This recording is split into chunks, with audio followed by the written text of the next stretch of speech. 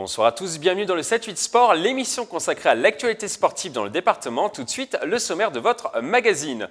Rugby, une rencontre entre les sapeurs-pompiers et la Fédération sportive de la police nationale s'est déroulée ce samedi après-midi au stade de Plaisir. Au programme des matchs féminins et masculins pour soutenir une association, plus de détails dans cette édition. Handball, le 25 mars prochain, le Vélodrome national de Saint-Quentin-en-Yvelines va accueillir un match de première division féminine entre les deux co-leaders du championnat, Brest et Ici Paris. Plus de 5000 personnes sont attendues pour participer à l'événement. Nous y reviendrons dans ce magazine. Et puis en fin d'émission, coup de projecteur sur le raid étudiant Saclay Night and Day. Un rendez-vous entre la vallée de Chevreuse et Rambouillet qui va regrouper plus de 400 personnes ce vendredi et ce samedi. Mais avant de développer ces titres, coup de projecteur sur les principaux résultats du week-end dans le département.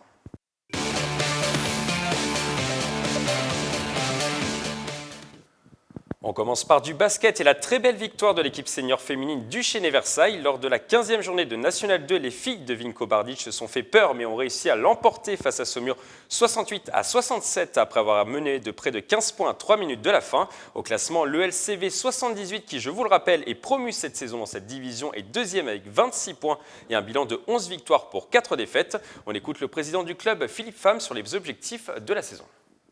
Il y a 5-6 équipes qui sont, je dirais, dans un mouchoir de poche. Ce qui fait aussi l'intérêt de cette poule, c'est que les matchs sont tous intéressants, en tout cas pour la partie haute du tableau. Et l'objectif, c'est de faire le point d'ici 4-5 matchs et de savoir si effectivement on a pour objectif d'aller en play-off. Mais aujourd'hui, l'objectif, c'est de se maintenir. Bon, ça semble quand même bien parti. Et puis surtout de terminer la saison en continuant à se faire plaisir. Il y avait également du football ce week-end avec la 16e journée du championnat de promotion honneur. L'étoile sportive de Trappes n'a pu faire mieux que match nul sur le terrain de Courbevoie. Le score 1 but partout, un résultat qui permet aux joueurs d'Arnaud Mbizi de rester à la 6e place du classement de la poule C avec un bilan de 6 victoires, 5 nuls et 2 défaites depuis le début de la saison. On continue par du rugby, pas de match de championnat ce week-end dans les Yvelines à cause des vacances, mais une affiche de gala. Une rencontre entre les sapeurs-pompiers et la Fédération sportive de la police nationale s'est déroulée ce samedi après-midi au stade de Plaisir. Les recettes de cette rencontre ont été reversées au profit des orphelins de la police nationale et des pompiers. Au programme des matchs de rugby féminin et masculin, on écoute le DTN de la police, Francis Castan. Donc des joueurs issus de toute la France et de différents niveaux, puisque côté policier notamment, nous avons des joueurs de Fédéral 1 jusqu'à Fédéral 3. Chez les féminines police, il y a un peu moins, on a un effectif de 12 personnes. Par contre, l'effectif des pompiers féminines est beaucoup plus nombreux, puisqu'il y a le double, donc il y a plus de 24-25 personnes. Et après, chez les garçons, que ce soit pompiers ou policiers, on est ces deux groupes de 25, quoi. Au total, plus de 600 € ont été récoltés grâce à ce match. Sur le terrain, ce sont les policiers qui ont remporté la partie à 18-7 contre les pompiers. On va à présent parler de handball. Le Vélodrome national de Saint-Quentin-en-Yvelines va accueillir cette discipline le 25 mars prochain. Ici Paris, Club de Der va délocaliser pour la première fois de son histoire un match à domicile dans l'enceinte yvelinoise pour affronter à Brest. Objectif, battre le record d'affluence pour un match de première division qui est actuellement de 5000 spectateurs. Mathilde Dominier pour les images. Ce sera une grande première au Vélodrome national de Saint-Quentin-en-Yvelines. Un match de D1 féminine de handball va être organisé le samedi 25 mars dans la structure, avec au programme une rencontre de haut niveau entre les clubs d'Ici Paris et de Brest. Là, on est ravis d'accueillir du hand, on espère après pouvoir accueillir du basket, du volley. Et voilà, l'idée, c'est vraiment d'inscrire cette salle, qui est une salle de 6500 personnes, en capacité maximale en fait, et de pouvoir l'optimiser et de l'utiliser comme une vraie salle de sport et spectacle. J'ai encore un peu de mal à me projeter parce que c'est un peu grand et c'est un peu lointain par rapport aux places, des spectateurs. Donc je sais pas, c'est excitant et en même temps ça fait un peu peur. La rencontre sera avant tout un choc du championnat entre les deux co-leaders de la division.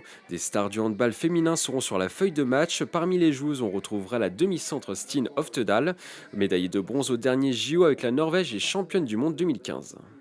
Ça va être très très cool. C'est aussi un match très important pour nous. Moi, j'aime bien jouer des matchs comme ça aussi, avec la pression, avec beaucoup de monde. C'est ça qu'on aime.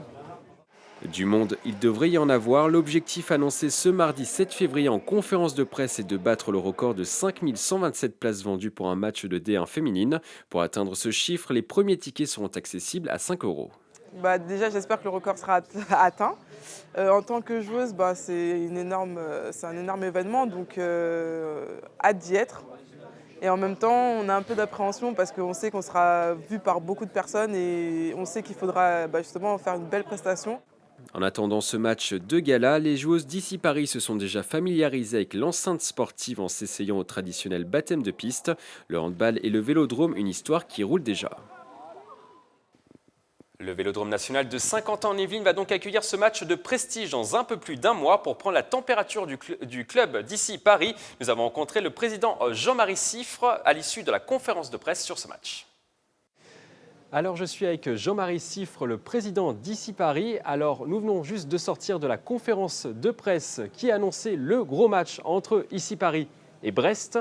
Alors Jean-Marie, est-ce que vous êtes impatient de jouer ce gros match au Vélodrome national de Saint-Quentin-en-Yvelines qui se trouve juste derrière nous? Oui, impatient parce que pour nous et pour le Vélodrome, c'est une première, avec un gros challenge de remplissage et puis de mettre une salle de handball dans ce Vélodrome. Donc oui, très impatient et hâte d'y être, d'autant que ce match contre Brest va être relativement déterminant pour la suite du championnat. Déterminant, vous êtes premier ex-aequo. Est-ce que le championnat se déroulera finalement ici? La finale du championnat se déroulera ici? Alors non, parce que nous sommes en formule de play-off, championnat saison régulière plus play-off. Donc en revanche, le résultat de la saison régulière a de fortes chances de se dérouler ici, oui. Et comment se sont passées les tractations pour organiser ce match? Est-ce que c'est un travail de longue haleine? Oui, ça fait longtemps que Patrick Chéab, président du comité du territoire de handball, nous demande de venir jouer un match sur son territoire et on a rencontré les gens du Vélodrome, on a rencontré Patrick Chéab, les élus, etc. Et on s'est tous mis d'accord pour venir faire cet événement. Vous étiez enthousiaste au début, réticent peut-être de jouer dans une si grande salle? Pas réticent du tout, inquiet de mettre une salle de handball dans une salle comme celle-là. Parce que c'est une topologie un petit peu atypique. Mais au fur et à mesure où on avançait dans les discussions, on s'est dit on va relever le challenge. On est un club qui se délocalise de temps en temps en Ile-de-France. On aime bien aller jouer des matchs en dehors de notre territoire de prédilection, qui sont ici les Moulineaux et puis le stade Pierre de Coubertin, dans le 16e à Paris. Mais donc on avait très envie de venir jouer dans le 78. Et dans le 78, dans une salle comme ça, c'est effectivement très excitant.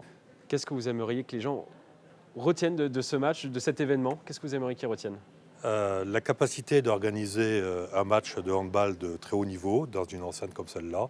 Et je pense que si on réussit cet objectif, ça sera un pari gagné pour tout le monde ici, la collectivité, le Vélodrome et le club. Merci beaucoup Jean-Marie. Si vous êtes un amateur de boxe, cette nouvelle devrait vous faire plaisir. Le Palais des Sports d'Elancourt devrait accueillir le samedi 11 mars un grand gala organisé par le promoteur Malamine Koné, le principal organisateur des galas en France.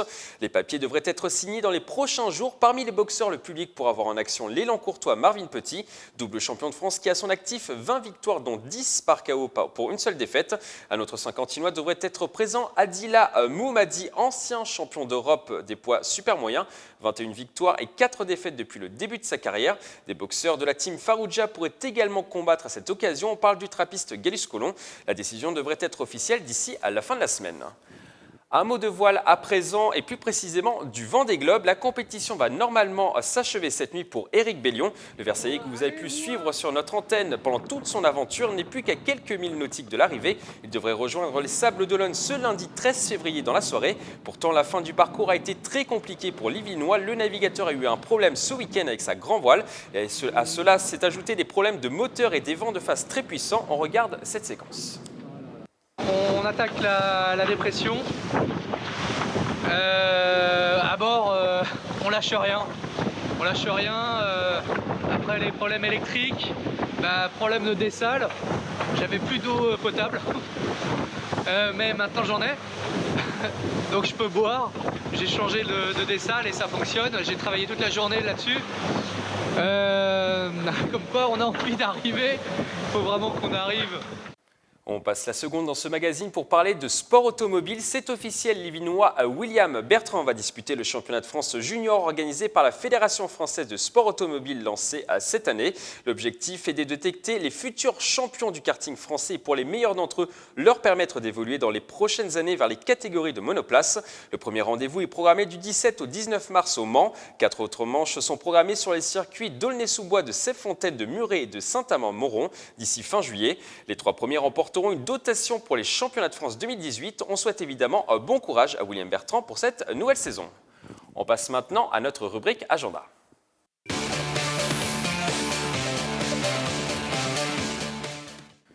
On commence cet agenda par un rendez-vous. L'école centrale Supélec organise la première édition du Saclay à Night and Day, anciennement appelé le Prologue, ce vendredi et samedi dans la vallée de Chevreuse et à Rambouillet. L'événement rassemblera plus de 400 étudiants de la région parisienne, un montage de Pascal Joseph. Un raid 100% étudiant entre la vallée de Chevreuse et Rambouillet, c'est la promesse de l'association étudiante centrale Supélec. La structure organise cette année la première édition du Saclay Night and Day. Cette compétition proposera un trail de nuit de 12 km ce vendredi 17 février au départ de la gare de Courcelles-sur-Yvette. Ça se court par équipe de 4, mixte. On a des concurrents étudiants majoritairement et également des entreprises partenaires donc, qui courent également sur l'événement. Le principe, c'est que le vendredi soir, il y a un trail de nuit de 13 km. Donc, les concurrents partent de la gare RER de Courcelles-sur-Yvette et donc départ au flambeau. Et ensuite, voilà, il y a un tracé de 13 km qu'ils doivent suivre à la frontale. Le lendemain, les concurrents vont se retrouver autour du château de Rambouillet sur un parcours modulable en VTT et à pied. En parallèle de la course, des animations multisports sont proposées dans un village sportif. En marge de la course, il y a du big airbag, des mini-jeux, lancer de bûches, de l'arc trap. Donc c'est en fait du ball trap avec un arc.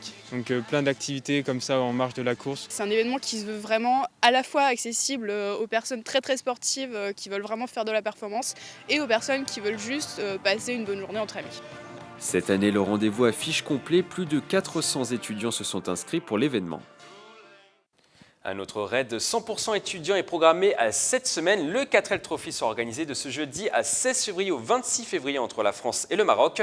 Plus de 2500 jeunes vont parcourir à cette occasion à 6000 km. Parmi les participants, on retrouve des élèves de l'Estaca. Une dizaine d'équipes se sont constituées dans l'école d'ingénieurs située à Montigny-Bretonneux. Ils sont actuellement en train de préparer les voitures pour le grand départ. On écoute Étienne Collet qui fait partie de l'équipe ESTA 4L. Alors tout le monde peut y aller si on se fait préparer la voiture, mais généralement il faut quand même avoir des notions de mécanique parce qu'une 4L ça tombe souvent en panne. Et puis on apprend, enfin moi personnellement je ne connaissais pas grand chose avant de commencer et on apprend sur le tas, mais on a beaucoup d'équipages qui nous forment aussi. C'est la fin de ce 7-8 Sport. Merci de l'avoir suivi. Je vous retrouve lundi prochain pour un nouveau magazine. D'ici là, passez une excellente semaine sportive. Très belle soirée sur TV Fil 78.